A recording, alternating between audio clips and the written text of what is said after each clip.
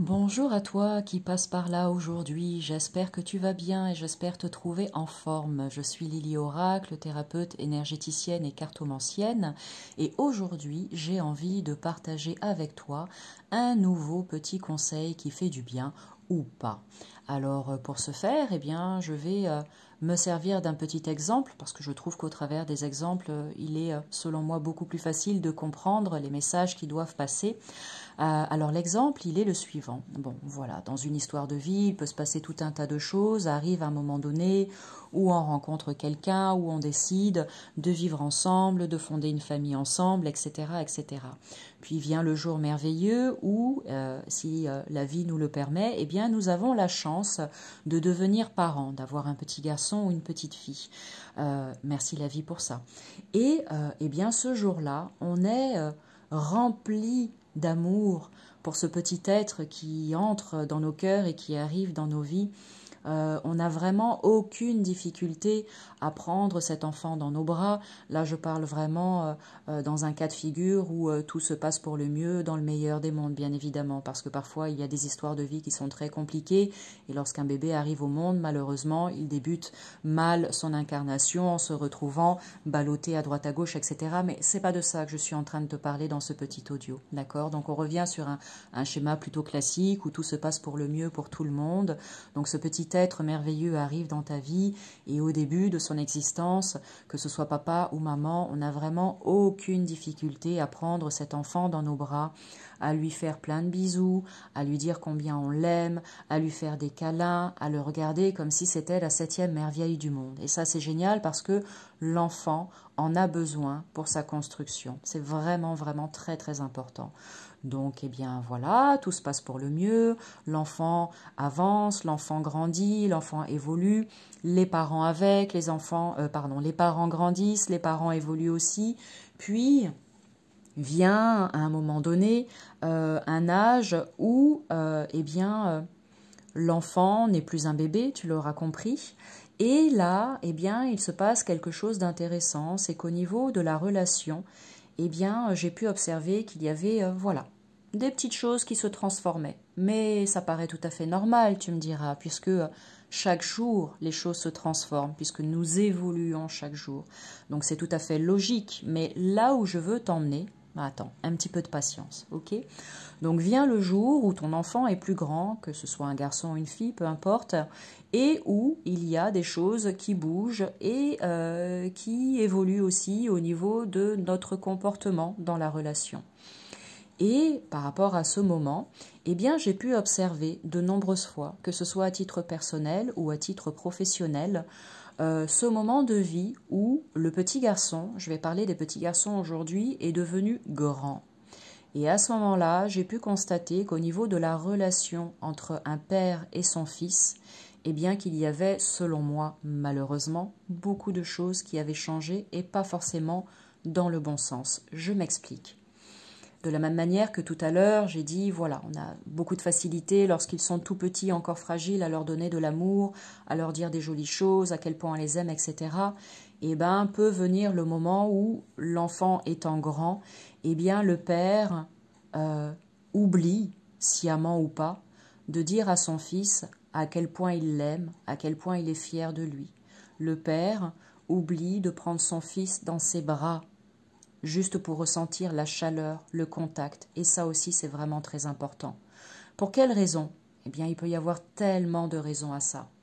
Une première raison, ça pourrait être la suivante, c'est que depuis des millénaires, c'est quelque chose qu'on nous a inculqué. Tu seras fort, mon garçon. Tu seras un homme fort. Donc vient le moment où, sans qu'on s'en rende compte, il y a cette espèce de rite de passage comme ça, où l'enfant garçon devient un homme. Et c'est comme si, sans s'en rendre compte, en fait, on était programmé pour fonctionner de manière différente et se dire, maintenant, les gestes d'affection ne sont plus de circonstance.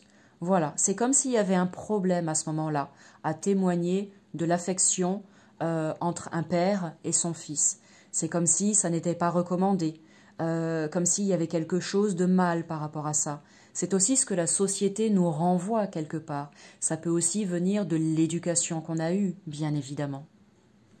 Pour quelqu'un qui, par exemple, est né dans une famille où il ou elle n'a pas reçu l'amour d'un de ses parents ou des deux parents, on peut tout à fait comprendre qu'il soit difficile pour cette personne, tout au long de sa vie et à l'âge adulte, d'avoir les bons mots et les bons gestes, d'être capable de donner et de recevoir cet amour qu'il ou elle n'a pas eu en fait pendant son histoire. Donc ça, c'est autre chose encore. Mais ce que je veux vous dire là aujourd'hui, c'est peut-être qu'au travers de ce petit audio, eh bien, il y a la possibilité pour vous, quand je dis pour vous, je m'adresse au public masculin avec cet audio, qu'il y a peut-être aujourd'hui la possibilité pour vous de prendre conscience de quelque chose qui, selon moi, est important dans une vie. Et j'espère vraiment de tout cœur que ça viendra justement toucher le vôtre et que, voilà, il y aura comme un petit déclic qui va se faire à l'intérieur et qui vous donnera envie la prochaine fois, chers messieurs, chers pères, que vous serez en compagnie de votre garçon ou de vos garçons, eh bien, de les prendre tout simplement dans vos bras pour leur dire à quel point vous les aimez, à quel point vous les chérissez, à quel point vous êtes fiers d'eux, à quel point vous êtes reconnaissant de la vie de les avoir à vos côtés, à quel point ils comptent pour vous, à quel point vous êtes dans un amour inconditionnel les concernant. C'est vraiment quelque chose de très important.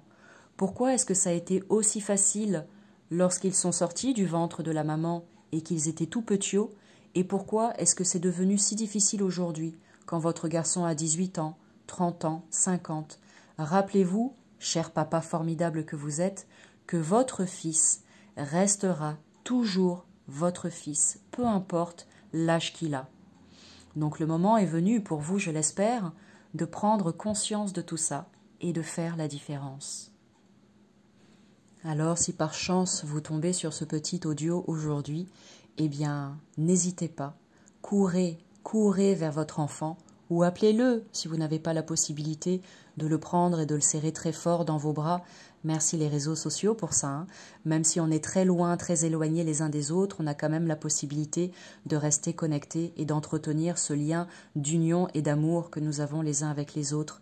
Donc voilà, j'espère que vous tomberez sur ce petit audio, que vous, chers messieurs et chers papas, ça vous permettra de changer un petit peu votre vision des choses et que tout d'un coup, le petit déclic se fera et que vous aurez envie de dire à ce garçon qui est le vôtre que vous l'aimez, tout simplement, en faisant fi de tout ce que vous renvoie la société, de toutes vos fausses croyances, de tout ce par quoi vous êtes passé. Le moment est venu de briser tout ça, en fait, et d'aller vers quelque chose de nouveau, de vous autoriser à aimer, de vous autoriser à recevoir l'amour, de vous autoriser à ressentir les choses.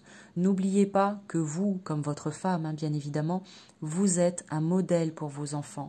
En donnant de l'amour, chers messieurs, à votre fils, vous lui permettez aussi de comprendre comment ça fonctionne et à son tour d'être prêt à donner de l'amour à ses propres enfants, à son propre fils ou à n'importe qui d'autre de toute façon.